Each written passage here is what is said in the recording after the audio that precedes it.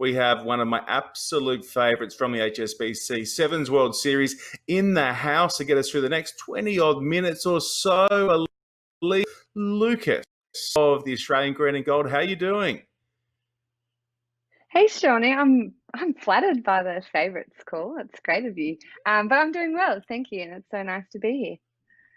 Let's quickly check in because it's been a long time since we've seen any sevens played out in the middle. How are you doing, and how have you got through the last little bit in terms of trying to stay fit, stay skillful, and when is the light at the end of the tunnel going to be reached? Yeah, it's been a while since we've chatted, and since the sevens has kind of been happening. But since the Olympics got called off, I've been on annual leave for a period of time, which was really nice to just kind of get away from it all, spend some time with family. And my husband Matt, he came back from Japan, so we got to isolate together, which was really nice because we never get to spend any time together. And fortunately, we're still married, so that's a positive way to get through a pandemic, to still be married. Um, but yeah, in terms of staying motivated to training, I've been fortunate to have his family around who are all rugby freaks, so it's made the competition levels really good, and just being able to change things up and train in new environments as well, which is always stimulating to the training. And in terms of light at the end of the tunnel, I think we're still in a little bit of a dark spot at the minute, not really sure where the World Series is heading, but obviously they've postponed the Olympics till next year, so we know that they're at this stage going ahead same time just a year later, so that kind of gives you a bit of a relief that haven't been cancelled, and we're just waiting to hear on when we can obviously get back on the paddock as an international sport. You see all the domestic competitions starting up and you start getting itchy feet because you just want to play as well, but there's a bit more logistics involved in getting a World Series event together and making sure all the countries can come together. But I saw yesterday on the news that the US Open is going ahead, so that's, a little mini international competition that could obviously stimulate some positivity if that goes ahead for the World Series for us, which would be super exciting. It really would be. Give us a quick report card, a health check on what was happening on the series, where Australia were positioned break due to COVID. How did you fit into the overall scheme of the 12 women's teams on the series? Yeah, so prior to COVID hitting, we were sitting equal second with Canada, and New Zealand were on top. We just finished up third on the tournament from Sydney, and we were looking to win Hong Kong. Like, that was our next big ticket item to steam home for the last run of the Olympics. But fate wasn't to be. So it was hard because we'd had a really good hard look at ourselves post Sydney and where realistically we were at, and not happy with where we were, and wanted to be moving more towards the top and having some success before the Olympics. So we went home, we'd done some epic training, some really hard stuff, and we were on a really good roll, had some really good belief amongst our young group, and kind of had knuckled down with that 5-month mark to go to the Olympics. And then it's a bit more extra devastating when it gets ripped away. It's only been pushed back, though. That's not dead and buried. The hopes of making it a double shot of golf for you still very much remain alive. So don't get too down on things, Alicia Lucas. Yeah. Very quickly, what did you have to work on? What were the things that you went away from Sydney, where Canada set the party for you?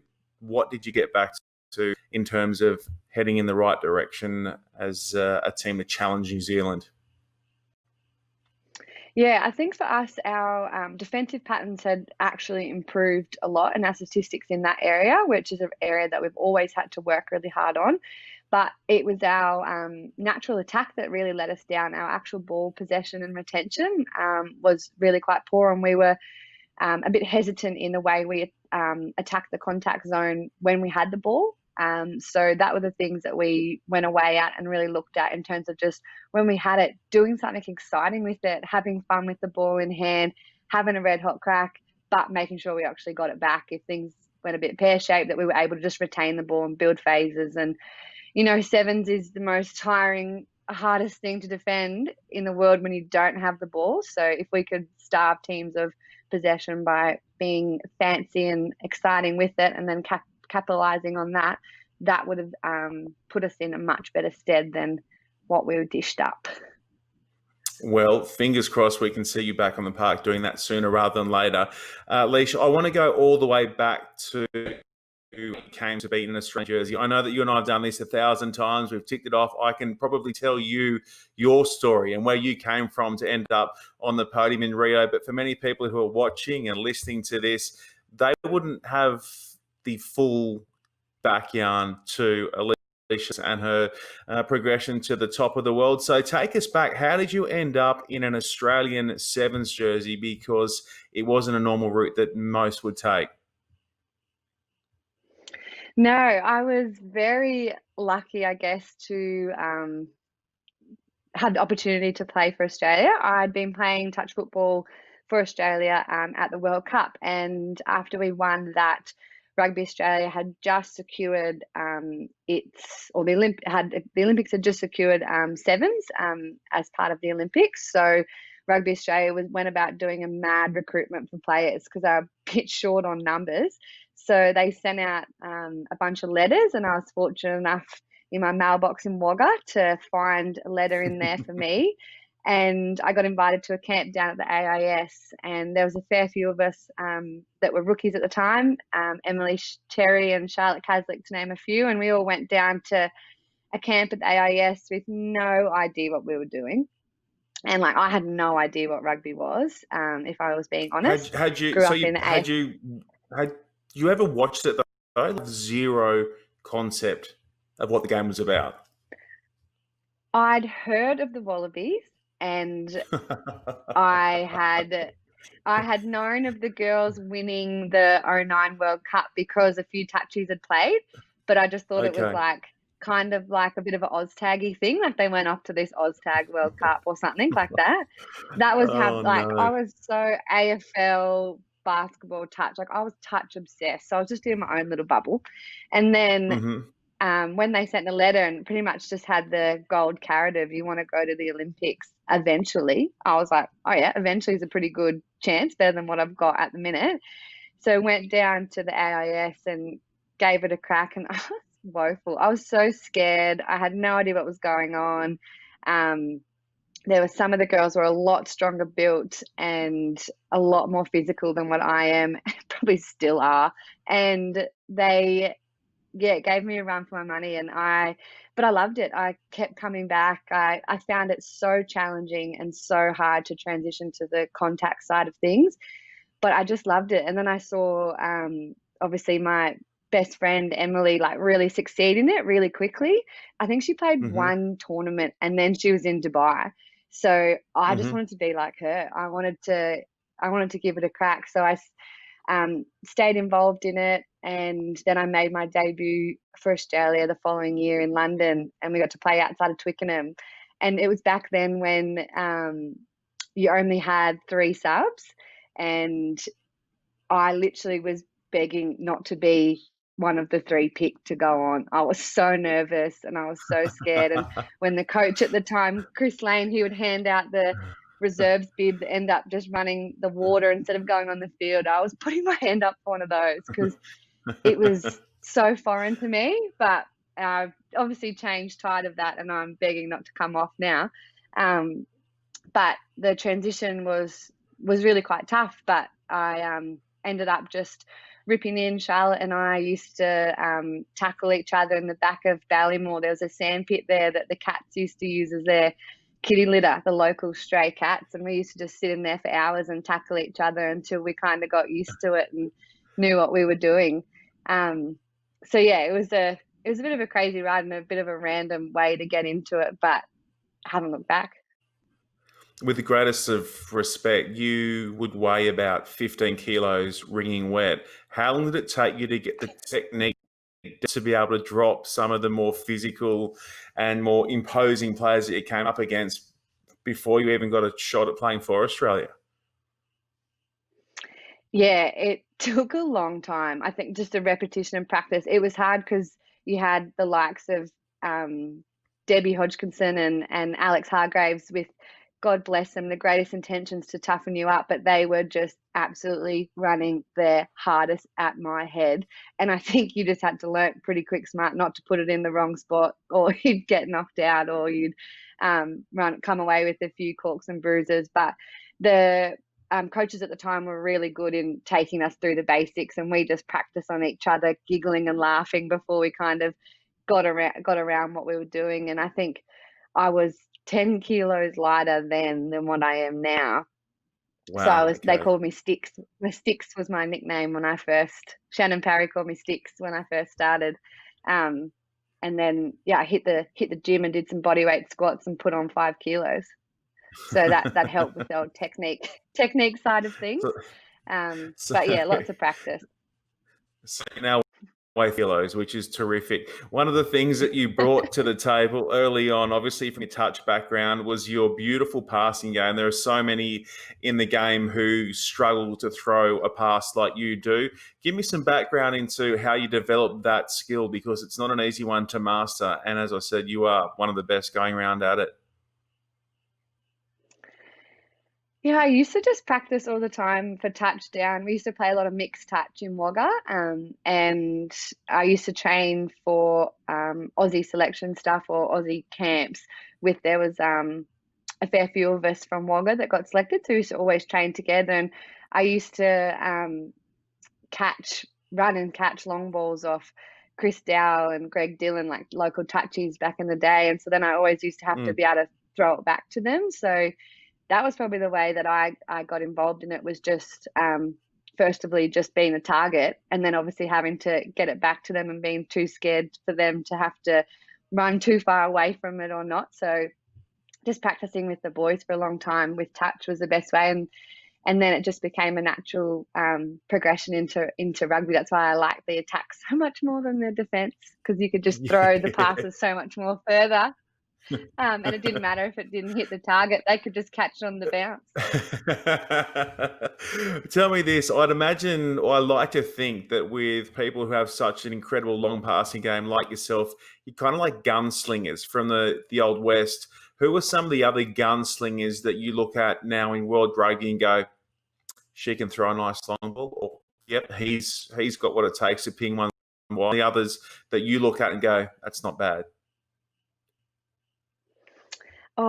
In terms of men's rugby, like I always thought, like when I started watching, I always thought Quade Cooper was really good at being a good gunslinger. And then in terms of the women's rugby, I think there's a lot more people in the game that do a lot more than just pass. Like I'm very much just a passer. I think if you looked at my stats, you would see probably zero carries. Well, like I'm talking like zero. So it's probably just become actually, now that you mention it, yeah, zero is probably over clubbing it a touch. I feel like sometimes you'd have negative run meters when you're coming back and probing. Honestly, we looked at the stats one tournament, and it was like post contact meters. And it was like the only column that I had zero in. And Emily and I were like, oh, what have you got zero in? And we both pissed ourselves laughing, because we were like, oh, yeah, post-contact meters, didn't get tackled. Try assist 3, run meters, post-contact 0. So who have you got on the women's side? I'd say in terms of probably like a quite a long pass that probably gets used a lot would be Patricia Garcia. She's got quite a nice long pass. And I think obviously you can't go past Charlotte as well. She throws a beautiful long ball too. So it's nice to be able to throw long balls to each other in the team to get better at it. So just on that, yourself, Charlotte Kazak and M. Cherry, did you all come through that same vintage of touch players before playing for the Australian Sevens team? Yeah, so Emily and I played at the World Cup together in 2011, because Charlotte was like 5 or something then, so she wasn't allowed to play. And then she came through when we played Aussie Opens together in like 2012, 2013. We all had a stint together. I think we played in Mudgee for a Trans-Tasman tournament together. And then Charlotte and I played over in New Zealand as well. So, yeah, we were all touchies, and they played Queensland stuff together as well growing up.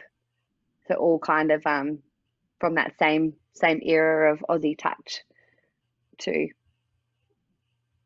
And then made the bounce through. So we're closing in on the 4-year anniversary of Rio.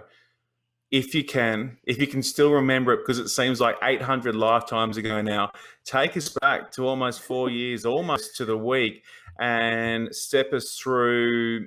I think we can probably afford to get almost straight through to the final and the build-up before running out for your gold medal game against New Zealand.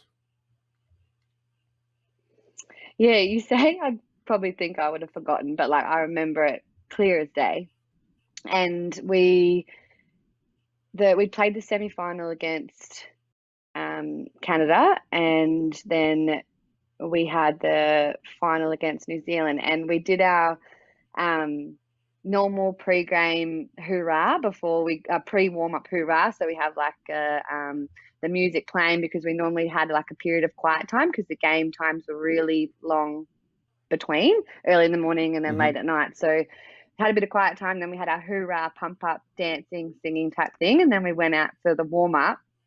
And then when we came back in from the warm-up, it was pitch black in the change room, and like classic, we just thought the Brazilian electricity had gone out, and they'd run out of money to fund the electricity. But our coach had purposely turned off, or Tim Walsh had obviously turned off the lights, and he had our Rio candle burning in the middle of the room, and we'd had this candle burning every meeting for over a year, and it was like a symbol of the Olympic flame and the fire, and the smell of Rio was what he was trying to create. And because we'd obviously had it for a year before, it was trying to kind of normalize the situation and everything like that. Whereas we all just walked in and was like, what the hell are you doing, Walshy?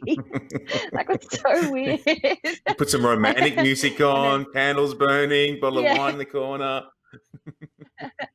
But then we went through our normal steps through, and then we sung our normal Raw song, and then Hold Back the River, which is what there's a documentary about it, which was based off that. We sung that before we went out and run out, and we didn't have to do the anthems, which I think I preferred, not doing the anthems beforehand. We just got to run straight out and get into it. And I watched the game back not too long ago for the first time, and we were really quite woeful at the start. Like, New Zealand had us under the pump, but we finally got the ball in our hands and really got to show off everything that we'd put into the last 4 years, and really got the ball rolling, and it was just so much fun, and I just absolutely loved it. And it was tough. It was an absolutely tough battle, and things just went either team's way. And then I remember they started to slowly come back, and I was just watching the clock count down. I was like, surely they can't catch up. Like, they can't come back this close.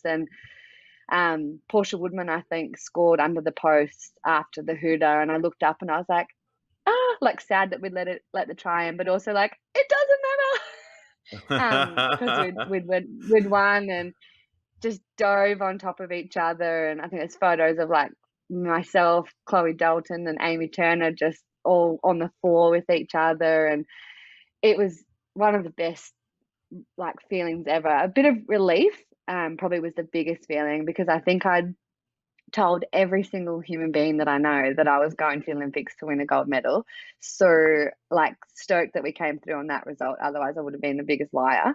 So I was relieved for that reason, and then just ecstatic and happy that we'd achieved what we had wanted to achieve. And it was an awesome spectacle for people to watch. And it was awesome. How does it feel now to recount those stories? It's really nice, actually. I haven't really told it in a while, so it's really nice, and it like gets me all warm and fuzzy inside, and or maybe I'm just sweating, I don't know, but it is it's like their stories now, and they're awesome memories. And they just make me really, really proud, and yeah, just really special to be able to have that opportunity to be able to recount such a positive story of the Olympics and of our journey, and of how weird and wonderful it was, and how fortunate we were to be able to go there and achieve what we wanted to achieve and set out what we wanted to achieve, and grateful that it all fell into place how we had it envisioned, and our destiny of it coming true, I guess. What about the reaction after you women won gold in terms of rugby back in Australia? Tell me about how that changed the landscape in your homeland. Oh, I think that was probably the part of the Olympics that blew me away the most, because it was obviously such a like a selfish goal, going to the Olympics and winning your own gold medal. And our team, we just talked about it in our own bubble, and we were just stoked that we'd achieved that personally and on a team level. But we had no idea the impact of what that gold medal would mean to so many other people, and to our country and our nation, and in a broader sense, having women's rugby at the Olympics, what that meant for rugby for the whole world. And that is probably the most proudest part of what winning meant, was that how much impact that could have and how much it meant to so many other people. I know I had a beautiful civic reception held for me in Wagga for being their first Olympic gold medalist there, and I had this lovely 84-year-old woman come up to me, and she said, "I never thought in my lifetime I would ever get to hold one of these," and that just like sent shivers down my spine about how much she had tears in her eyes, and how much me having that one it meant to her. And then the same feeling when you show it to a little girl, and explain to her that this was just a dream too for me, and that it could become her reality.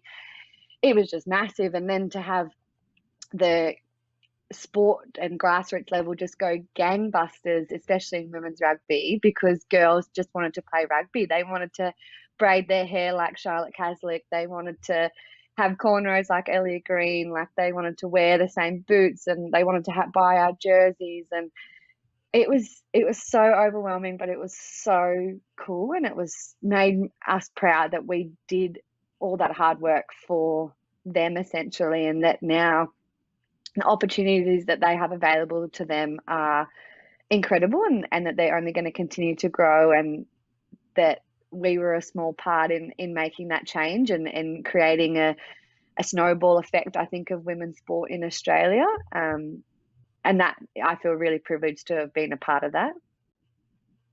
What were some of the messages that you got from back home? You touched on the fact that you then had young girls, and not just young girls. I got to tell you, Alicia, there were young guys who wanted to play. I Yeah. mean, young kids who wanted to play like the Australian women's sevens team as well. What were some of the messages that you got? You touch on the 84-year-old lady who lost it when she got to hang on to your gold medal. What about messages from kids or parents that came through to the team as a whole, and then your reaction to that? Yeah, we actually did have so many dads message us on like our Australian Women's Sevens team fan page, being like, "Just signed my daughter up for rugby. Can't wait to go and watch her." Which, that was so cool. Like, and especially when before I guess the context before, people used to say to us like, "Oh, girls, like you play rugby like the boys," or "Are you sure you don't play, like, do you actually tackle each other?" Like, they were the kind of messages we used to get. Whereas now it was like, Hmm. "You guys are awesome. Like, that was a great hit." Like, the change of language was really crucial, in the messages that came after. And yeah, there was boys that messages saying, "I wish I could pass like you. Like, you've got an awesome pass," or things like that, that you would have expected if we hadn't been on free to air TV at 8 a.m. on a Tuesday morning, and people were having their Hmm. breakfast watching us win a gold medal. Um, and then I think the other messages around how proud they were of the way we represented Australia, and the role models that we had been for Australia throughout the Olympics. And um, they were a lot of the few other messages that came through to the team, of the way that we carried ourselves and presented ourselves and performed at the Olympics. And when the emotion that they could see that it evoked in all 12 of us, and how all 12 of us are really connected and how much it meant to us as a group. They were really special to see that the culture and what we'd been about was that we'd been talked about internally was portrayed externally to others. I think that was cool as well. And I feel like the gold medal in Rio was really solidified a couple of years on when the HSBC Sevens World Series arrives in Sydney and the Australian women and men do the double, but the Australian women do not concede a single point, not one try, not a skerrick against them, and run up 213 in the plus column, going to beat New Zealand in the final at home. Afternoon kickoff, SFS. Was that kind of another reinforcement of, hey, this is a team who are quite special and are doing great things for the game in the country? Yeah, 100%. And like even when we played the exhibition matches against Ireland, the year after, that was awesome as well. Like to have just people coming out and wanting to watch the girls and the crowds showing up to watch us. And then to be able to do the double with the boys not there long after was incredible. And that group, that team that played at that Sydney Sevens was unreal. And it was a incredible feeling. I don't think we as a group were really too focused on the zero margin. I think it was more Walshy and Scotty that were keeping tabs on that and that milestone. But for us, we just wanted to, we were just having fun. We were just loving playing with each other, working really hard for each other, and the results were just coming. It's an incredible journey so far. There's still obviously a chapter to go. So you are a World Series champion, you're an Olympic champion, you have basically done it all, dream team member. You've ticked every single box. So now we get to round out and recap inside our 3 quick fire questions. These are our rapid questions, Alicia Lucas, that we like to bounce out at the end of each of these between the lines. The first question, you've touched on your pre-game hoorah pump-up songs were Katy Perry's Raw, Hold Back the River, and Chicken Fried. Which of those songs? Which of those songs is your first go-to on a Spotify playlist? And can you sing a little chorus for me? Now or when I play? Like just Friday night, like social, or when Friday I play? nights. Which of those is top of the list? And then sing a line and a couple lines from the song for us. Oh, well, now that I'm a bush gal and got probably me rum on the rocks, I'm singing Chicken Fried. And how does it go again? Cold beer on a Friday night. Cold beer on a Friday night. Pair of jeans, and that was just right. And that was a song that you would sing before you'd run out to play these massive games. It's so cool. I love that side story to the bigger picture. What's the best bit of rugby advice when you actually worked out what was going on in the game that you've ever received? Oh, that's a good one. Probably, probably the one that suits me and works best for me, and it's been the best for me, is just stick to your strengths. And if that's to pass it, just pass it. Don't get tackled. I love it. I love it. The other one that we always love to roll out because it gets different reactions both ways. You get one rugby do-over, so you can relive a good moment, or if there's something that kind of went the wrong way for you, you can have that moment again to correct it. I'm assuming it's pretty hard to go past the gold in Rio. Yeah, no. I'll do that over and over. I'll do that every day. I wouldn't mind if it was Groundhog Day, repeating that day every day. Whatever that movie is where they do the same day over and over again, I'd pick that every day. This might surprise you. The movie's name is actually Groundhog Day. Oh, see, I'm smarter than I realised. You muppet. So that's it. So you're going back to Rio. You're doing it all over again and again and again and again and again. Yeah. Hopefully I might score a try this Olympics. I'm still on a nudie run. There you go. That might involve you actually carrying the ball, which could prove problematic for you, Alicia Lucas, but we hope we get to see it sooner. Yeah. We hope we get to see it sooner rather than later. Our fingers are crossed we get to see you back on the field real soon as well. Thank you so much for stopping by World Rugby's Between the Lines, Alicia Lucas of Australian Sevens, and we can't wait to see you back out in the middle again soon. Thanks, Johnny. Can't wait either.